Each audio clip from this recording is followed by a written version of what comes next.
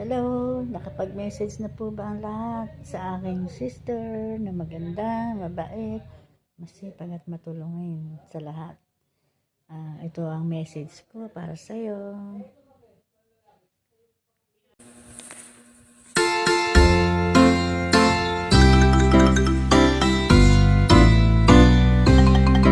Happy birthday, Annalyn.